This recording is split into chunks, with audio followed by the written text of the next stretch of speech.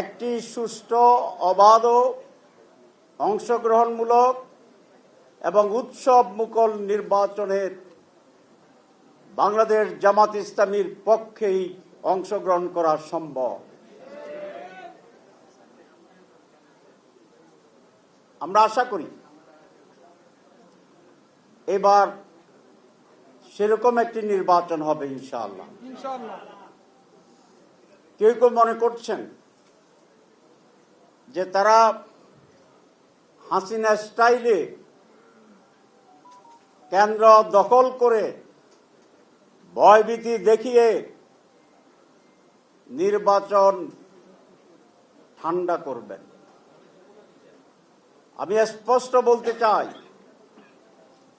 10টি হুন্ডা, 20টি গুন্ডা, 40টি পান্ডা, নির্বাচন ঠান্ডা, এই স্লোগান বাংলাদেশে আর ফিরে আসবে না।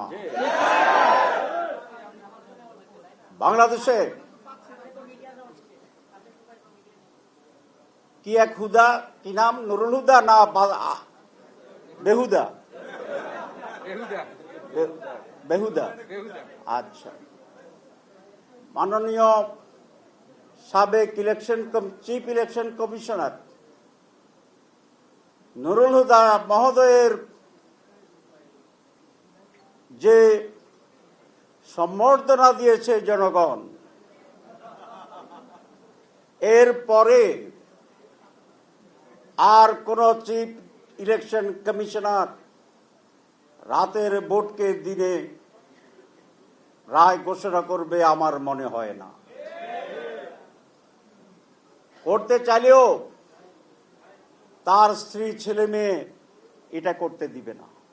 অনেক ধরনের অন্যায়, অবিচার, ষড়যন্ত্র, লুটপাট, হত্যা, জুলুমের দীর্ঘ ইতিহাস রচিত হয়েছে, কিন্তু 5ই আগস্টের পরিবর্তনে মানুষের চোখ উন্মোচিত হয়েছে, বিপ্লব হয়েছে অনেক। 5ই আগস্ট একমাত্র গণ অভ্যুত্থান যেখানে সকল শ্রেণীর মানুষের অংশগ্রহণ করেছিল। 80% আহত মানুষ হচ্ছে বাদাম বিক্রেতা, রিক্সাওয়ালা, ঠেলাগাড়িওয়ালা। দুর্ভাগ্যজনকভাবে সত্য, ইতিহাসের এই জায়গায় 80% লোককে এখনো উপেক্ষা করা হচ্ছে। আমাদের সাংবাদিকেরও লেখেন না যে এই আন্দোলন এই দরিদ্র নিরীহ মানুষের আন্দোলন ছিল। ইতিহাসকে পুনঃভাবে লিখতে হবে, সত্য ইতিহাসকে লিখতে হবে। প্রত্যেকের যার যে অবদান আছে সেই অবদানকে সেইভাবে স্বীকৃতি দিতে হবে। এটাই বৈষম্যবিরোধী আন্দোলনের আর একটি বৈশিষ্ট্য। লক্ষ্মীপুর একটা আলেম ওলামার দেশ, অনেক ইসলামপন্থী মানুষের দেশ, মেজরিটি লোকরা ইসলামপন্থী মানুষের দেশ। এইবার আমরা ঐক্যবদ্ধ হচ্ছি।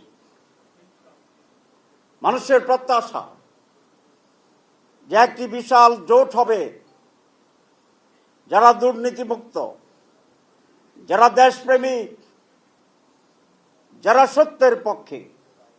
শুধু আলেমদের ঐক্য নয়, সকল ইসলামপন্থীরা ইনশাআল্লাহ আমরা এক বাক্সে আসছি। শুধু আমরা ইসলামপন্থীরা নই, জাতীয়তাবাদীদের একটি শক্তি আমাদের সাথে আসবে। দেশপ্রেমিক বাংলাদেশ পন্থীরা এক শক্তি আমাদের সাথে আসবে। আগামী নির্বাচন এদেশের জন্য একটা অ্যাসিড টেস্ট। এদেশে একটি নির্বাচনও শতভাগ সুস্থ হয় নাই। যত নির্বাচন হচ্ছে 86, 88 সুস্থ হয়নি। 91 কিছুটা সুস্থ হয়েছে। এরপরে 96 তার চেয়ে খারাপ। 2001 মোটামুটি, 2008, 2014, 2018, 2024 এগুলো কিরকম হয়েছে বলার কোনো দরকার আছে? দরকার। So this is acid test. এটা লিখবেন পত্রিকায়। আগামী নির্বাচন বাংলাদেশের অস্তিত্ব রক্ষার অ্যাসিড টেস্ট। এই নির্বাচন যদি সঠিক না হয় বাংলাদেশ অস্তিত্ব সংকটে পড়ে যাবে। এমন কি হবে আল্লাহ ভালো জানে। সুতরাং আগামী নির্বাচনকে শতভাগ সুস্থ করার দায়িত্ব এই সরকারকে বহন করতে হবে, এই ইলেকশন কমিশনকে বহন করতে হবে এবং সেটা সুস্থ করার জন্য জনগণকেও সেখানে সহযোগিতা করতে হবে।